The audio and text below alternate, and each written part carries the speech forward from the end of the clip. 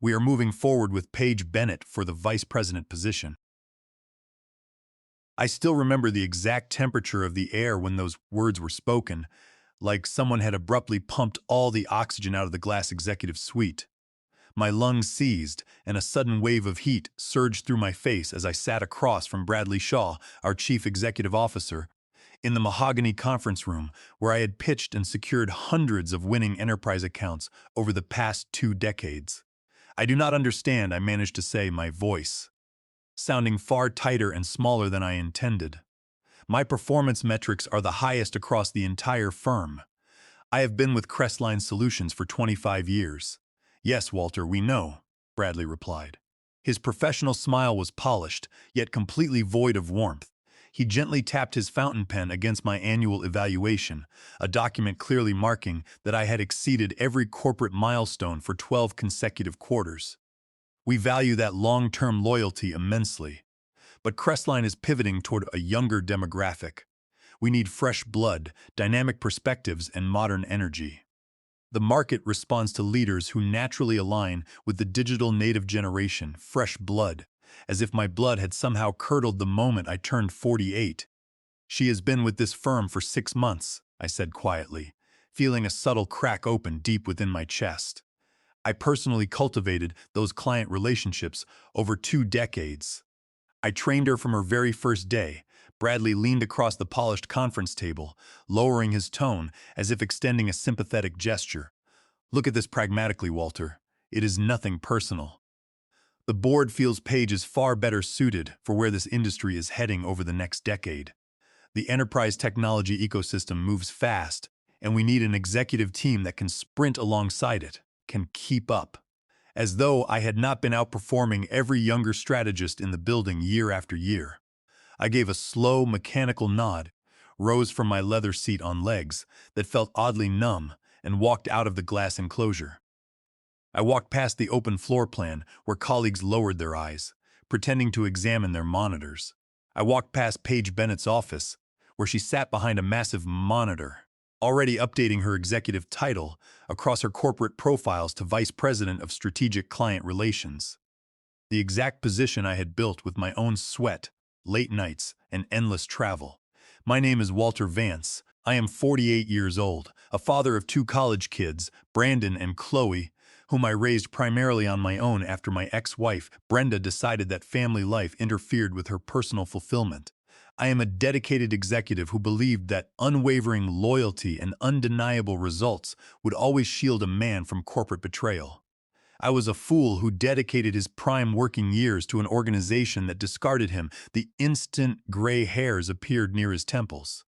Before I dive deeper into how this unfolding nightmare transformed into the most strategic corporate maneuver of my life, take a moment to like this video and subscribe. I review every comment personally, so drop a note below and let me know where you are watching from.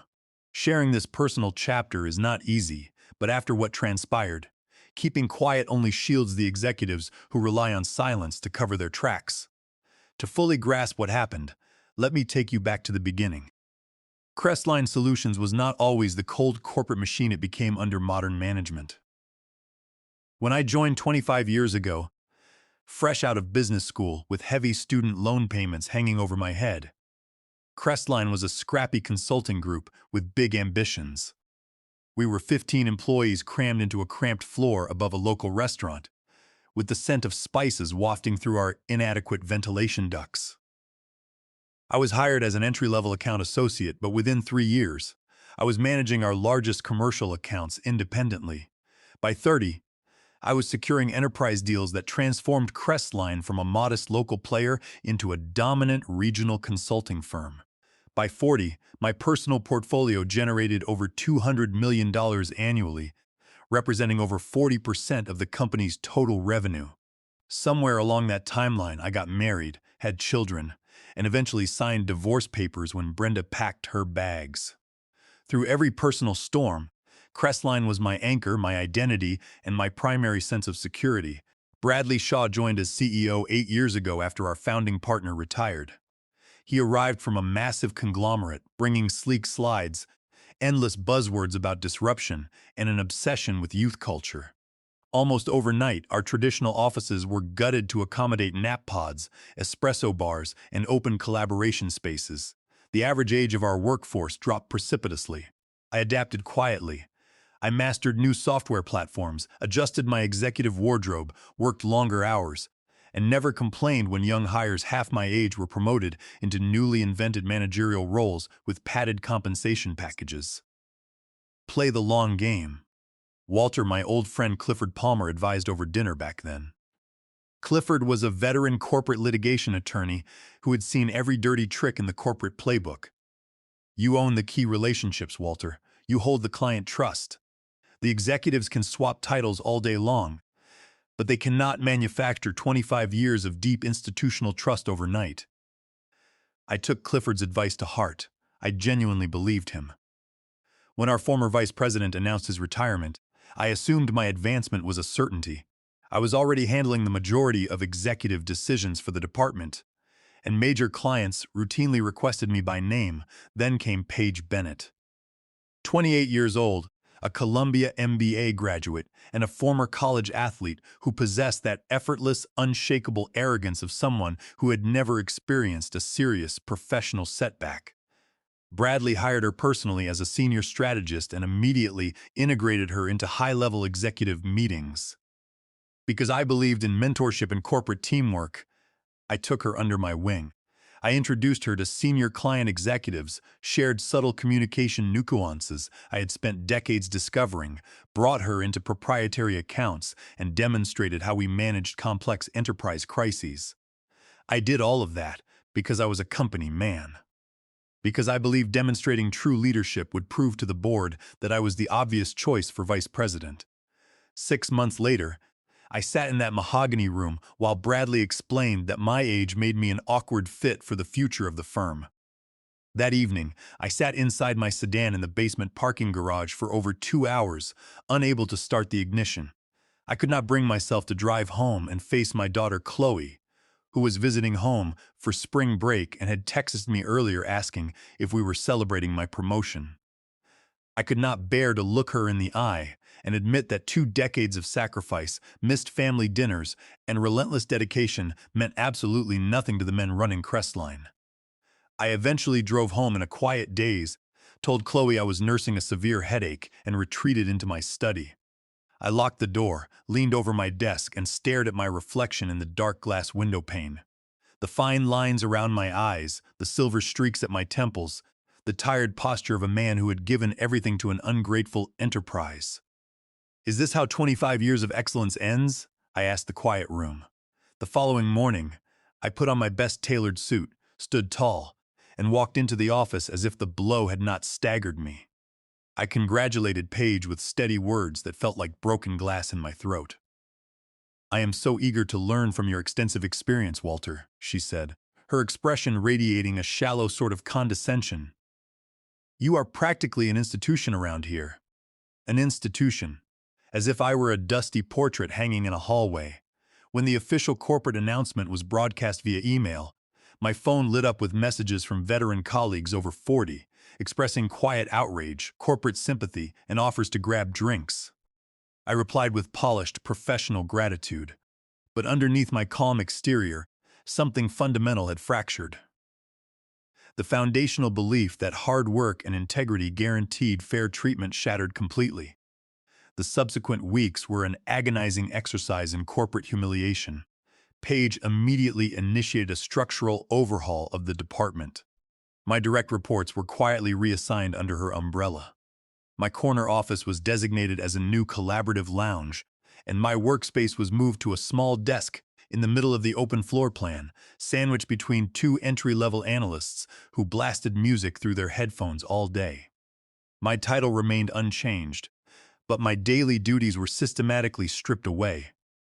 I was dropped from executive strategy sessions. Clients I had personally nurtured for 15 years were assigned to junior managers operating under Paige's direct supervision. We want to ensure total operational continuity in the event you decide to retire, Bradley remarked smoothly when I confronted him in the hallway, as if 48 was a stepping stone to a nursing home. I began waking up at 3 in the morning with my chest tight from anxiety. I lost 15 pounds within a month. I started browsing executive recruitment listings at night, only to discover that every job posting was laden with coded language like digital native, agile mindset, and high-energy culture. When my son Brandon called from his university dormitory, he picked up on my strained tone immediately. "Dad, you sound exhausted. Is everything okay at work?" "Just focused on a major rollout, son," I lied quietly. "Everything is under control." The absolute truth was that I had virtually nothing to do at my desk anymore. I had been isolated so thoroughly that it felt like an informal termination designed to make me resign voluntarily, sparing Crestline the financial obligation of an executive severance package. I spent late nights reviewing my financial statements, calculating how long my liquid savings could cover Brandon and Chloe's university tuition if I walked away, and wondering how I would explain a sudden career gap on my resume. I was trapped in the quiet horror known as constructive discharge, where an employer deliberately creates unbearable working conditions to force an employee out. Then came the abrupt collapse of the Sentinel Aerospace account. Sentinel Aerospace was Crestline's premier enterprise account, a $50 million annual contract that generated nearly 20% of Crestline's overall corporate revenue. I had personally managed Sentinel's portfolio for 17 years, navigating 3 leadership changes on their side.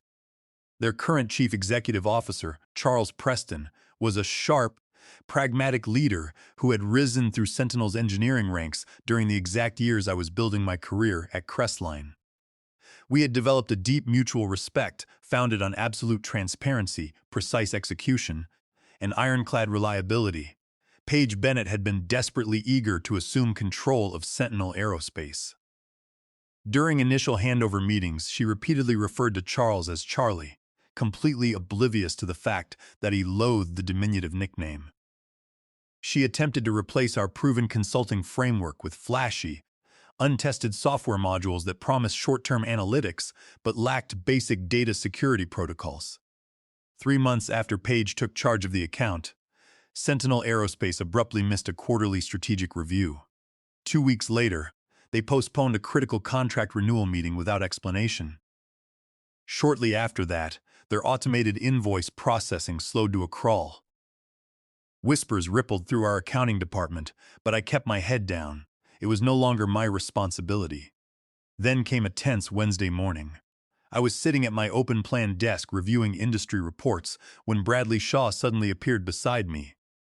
His face was entirely drained of color, his necktie slightly askew.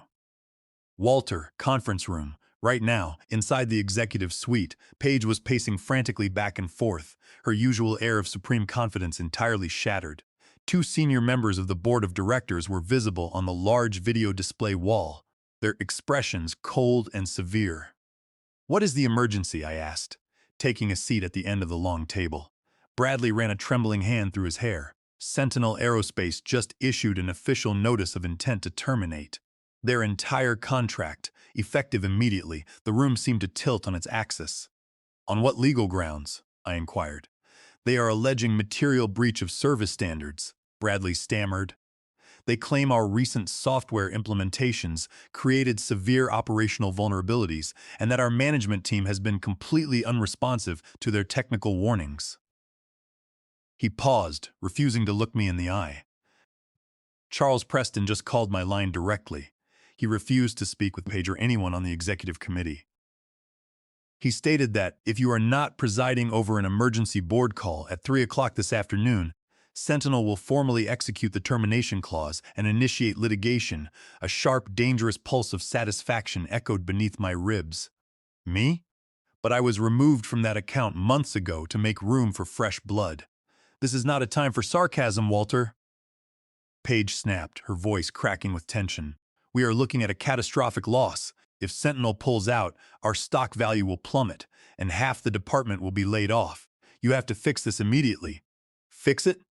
After being pushed into an open cubicle? After being told my experience was a relic of the past? What precisely are you expecting me to do?" I asked, keeping my posture relaxed and my tone entirely calm. "Whatever it takes," Bradley insisted, leaning over the table. "Tell Charles there was an internal restructuring misunderstanding. Tell him you have been supervising Page from behind the scenes all along. Smooth it over and get him to sign the 3-year extension proposal." I let his desperate words linger in the air for several long seconds, allowing the full weight of their panic to settle over the room. "That would be a direct misrepresentation of corporate facts," I said firmly. "That would be lying to a major client." The room fell into dead silence. One of the board members visible on the monitor leaned closer to his camera. "Mr. Vance, we recognize that recent organizational realignments may have caused personal frustration. However, as a senior figure at Crestline, your duty of loyalty to this enterprise remains paramount. We expect you to step up and safeguard the company." "My duty of loyalty?" The sheer audacity of his words almost made me laugh out loud. "I need to review the Sentinel account documentation independently before I commit to participating in any call," I stated, standing up from the table. "I will not step into a client emergency blind." "Of course," Bradley said hastily. "Take whatever files you require." "Page, provide Walter with full executive clearance to the Sentinel server immediately." I walked out of the executive suite with a measured stride, feeling every eye in the room locked onto my back. For the first time in 6 months, I was not a sidelined veteran waiting for retirement. I was the only man standing between Crestline Solutions and immediate financial ruin. I walked straight to the stairwell, pushed through the heavy metal fire door, and let it click shut behind me. My heart was pounding, but it was no longer driven by the suffocating anxiety that had plagued me for months. It was fueled by a sharp, crystal-clear realization of my leverage. I pulled my personal phone from my jacket pocket and dialed Charles Preston's direct private line. He answered on the second ring. "Walter, I was wondering how long it would take you to make this call." "Hello, Charles," I said, keeping my voice steady. "I just left an emergency briefing with Bradley and Page. They are in complete panic mode." "They should be," Charles replied, his tone dripping with disdain. "That young woman they put in charge of our account has been an absolute disaster. She ignored 3 separate technical warnings regarding data compliance, insisted on pushing unverified software updates into our core network, and had the nerve to address me like a high school classmate. When I requested a private meeting with senior leadership, Bradley sent me a generic email about their agile executive structure. I listened quietly as Charles laid out the full scope of Crestline's failures over the past 90 days. "I am sorry you had to deal with that, Charles," I said. "I was stripped of account authority months ago." "I figured as much," Charles said with a dry chuckle. "I saw what they were doing the moment they moved you off our quarterly reviews. Corporate ageism at its finest. They think shiny presentations replace 25 years of deep domain expertise. Well, Sentinel is not paying $50 million a year to be a testing ground for inexperienced strategists. What is your actual objective for the 3 o'clock call, Charles?" I asked directly. "Sybil," he answered, "if you are not personally restored as the executive lead over our account, with total authority and zero interference from Bradley or Page, Sentinel is walking away today. In fact, even if you are restored, my CFO is pushing to transition our contract to a firm that actually respects veteran talent." He paused, letting the statement hang in the quiet stairwell, "unless, of course, you have already decided to leave Crestline altogether." Charles added quietly. His question hit me with profound force. "Had I? Should I?" "I am currently evaluating my options, Charles," I replied carefully.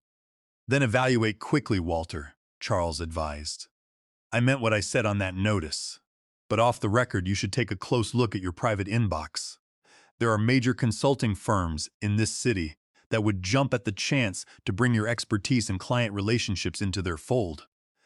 We concluded the call, and I immediately logged into my personal email account on my smartphone.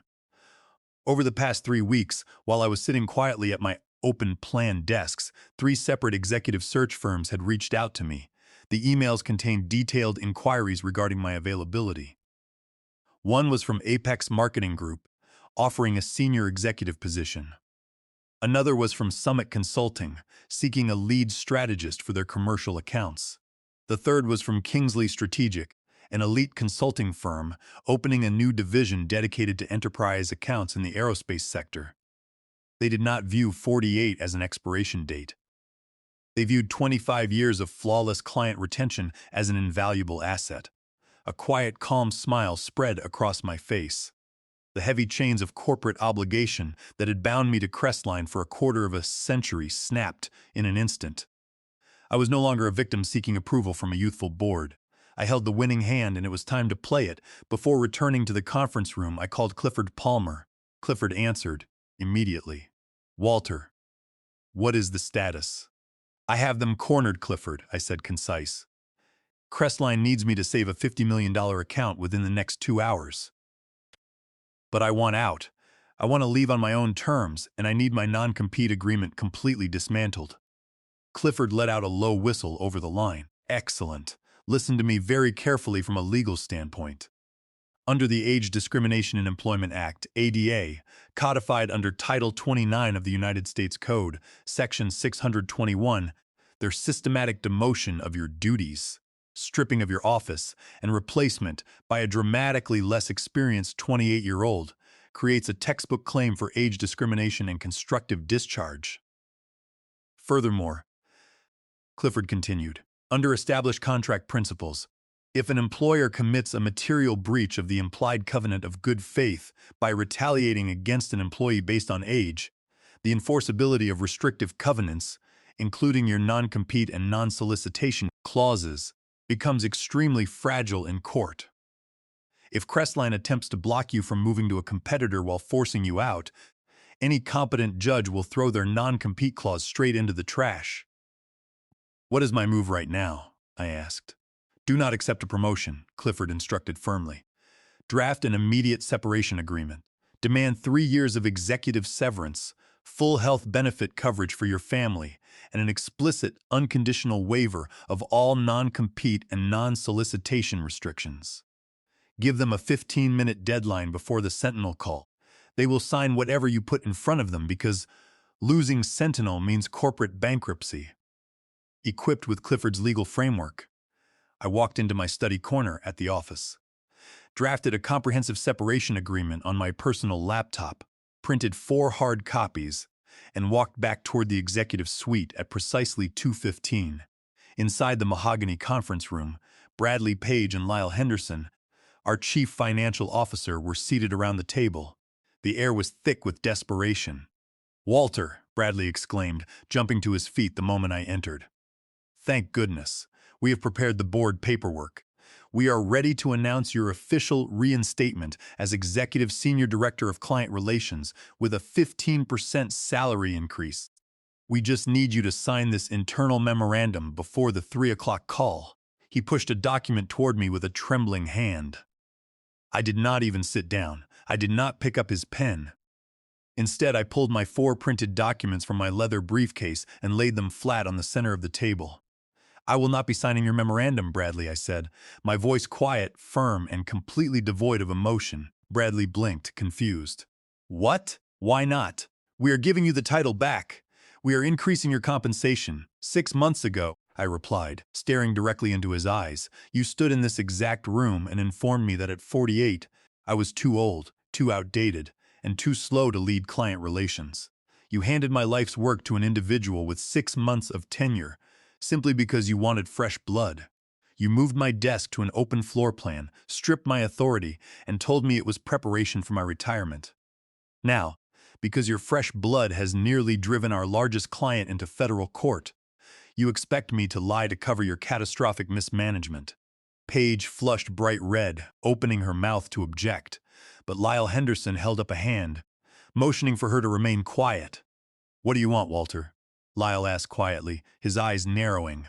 "I want out," I answered smoothly. I slid my printed separation agreements across the table toward Bradley, Lyle, and Paige. "This document specifies my immediate, dignified departure from Crestline Solutions. It includes 3 years of executive severance pay, full health benefit continuation for my children, and an absolute, irrevocable legal waiver of all non-compete and non-solicitation covenants." Lyle snatched up the document, his eyes scanning the legal clauses rapidly.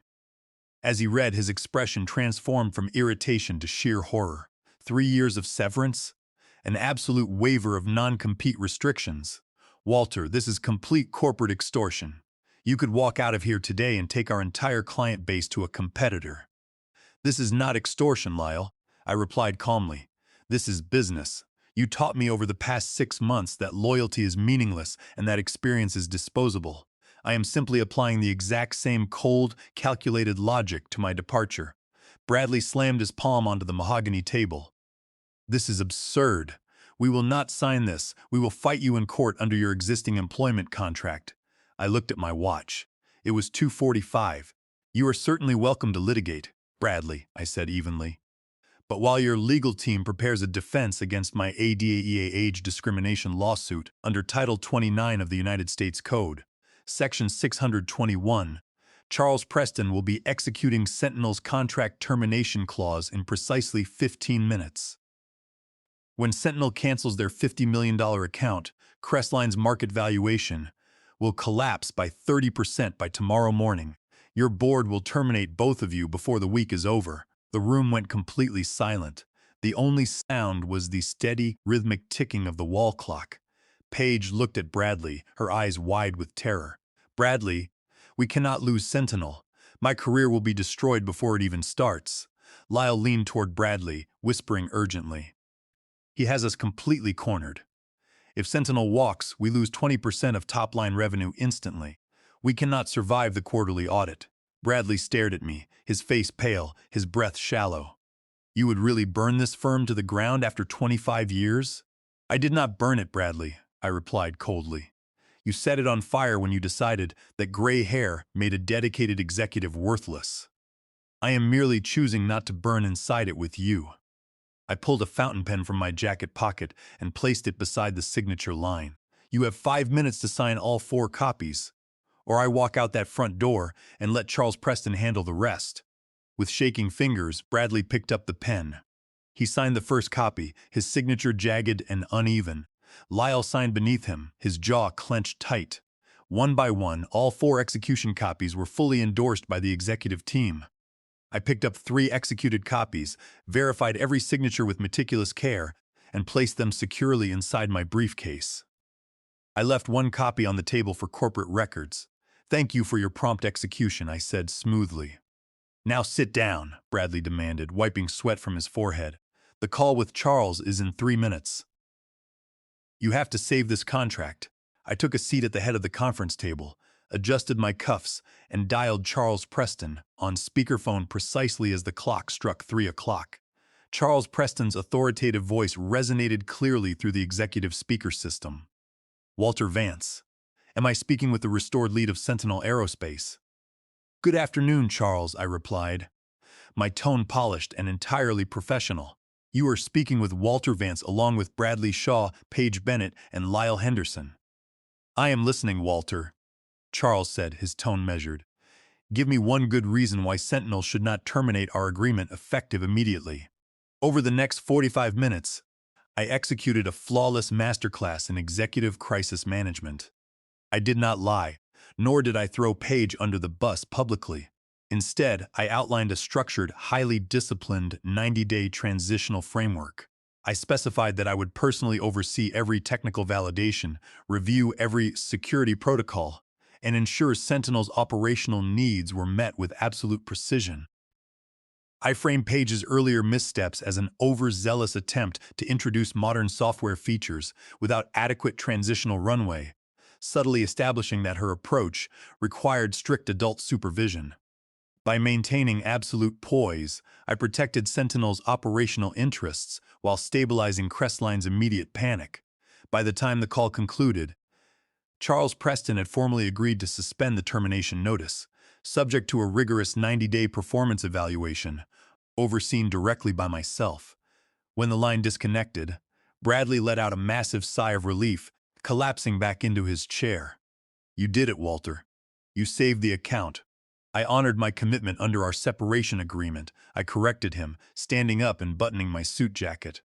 My resignation from Crestline Solutions is effective immediately. My personal belongings are already packed. HR may forward my severance documentation to my legal counsel. Where are you going, Walter? Paige asked, her voice sounding small, defeated and entirely stripped of her former arrogance. To a firm that recognizes that 25 years of experience is not an outdated liability, I replied softly. It is the ultimate competitive advantage. I turned and walked out of the mahogany conference room, down the carpeted hallway, and out the front glass doors of Crestline Solutions into the bright afternoon sunlight. I breathed in the fresh air, feeling a profound sense of freedom that I had not experienced in decades. 3 months later, I was sitting inside my brand new executive corner office on the top floor of Kingsley Strategic in downtown. I had been appointed executive vice president of their newly launched enterprise aerospace division. My base compensation package was 40% higher than my peak earnings at Crestline, accompanied by substantial equity options. My team at Kingsley was a vibrant, highly capable mix of seasoned industry veterans and sharp young analysts, built on mutual respect rather than artificial age brackets. My phone buzzed on my desk. It was a text message from Charles Preston Walter. Sentinel's 90-day trial period with Crestline expires next week. Their updated proposal is thoroughly unimpressive. Are you free for lunch on Thursday to discuss moving our entire $50 million contract over to Kingsley Strategic? I smiled quietly as I typed back my response. I am always available for you, Charles. Let us meet at our usual steakhouse at 12:30 under established corporate law, because Crestline had voluntarily executed a full waiver of my non-compete and non-solicitation covenants in exchange for my emergency intervention. I was legally unfettered. Sentinel Aerospace was arriving at Kingsley Strategic entirely on their own initiative, completely protected under federal contract law. A few minutes later, my desk phone rang. It was my daughter, Chloe. "Dad," she cheered over the line. "I just received the official notice. I passed my final exams, and my summer internship at the research lab was approved." "That is fantastic news, sweetheart," I said, a warmth filling my chest. "I am so proud of you." "It is all because of you, Dad," Chloe said, her tone growing soft and genuine. "Watching you handle what happened at Crestline, watching you stand up for your dignity, refuse to be pushed aside, and rebuild your career bigger than before. It showed Brandon and me what real strength looks like." I fought back a sudden swell of emotion, clearing my throat softly. "Everything I have ever built was for you and Brandon." "I know, Dad," she replied gently. "But seeing you do it for yourself was the lesson we needed most." After we hung up, I walked over to the floor-to-ceiling glass window, looking out across the city skyline. The exact city where I had spent 25 years laying bricks for an enterprise that threw me away the moment they thought I was old. My tablet chimed with a corporate news alert. Crestline Solutions had just released their quarterly earnings report. Following the loss of 2 additional major accounts and the impending departure of Sentinel Aerospace, their stock had crashed 17% in after-hours trading. The board of directors had officially announced the immediate removal of Bradley Shaw as chief executive officer. I felt no bitter anger, nor any frantic need for celebration. Just a quiet, unwavering conviction that in business as in life, integrity, deep relationships, and unyielding self-worth will always outlast cheap shortcuts and shallow corporate trends. Later that evening, I noticed a LinkedIn connection request from Paige Bennett, accompanied by a brief message. "Walter, I learned more watching how you conducted yourself during your final weeks than I did in my entire MBA program. If an executive opening ever becomes available on your new team at Kingsley, I would be deeply honored to apply." I stared at the message for a long moment before clicking accept on her connection request. I did not offer her a job. She still had valuable professional growth ahead of her. But I acknowledged her realization, because in the end, true executive was about destroying Crestline or humbling Bradley Shaw. It was not even about the 3 years of severance, though the financial independence was sweet vindication. True victory was knowing my own value and refusing to let an ungrateful corporate board define my worth. It was realizing that the trust, relationships, and expertise I had built over 25 years belonged to me, not to a company name on a building. At 48, I was not too old. I was just getting started.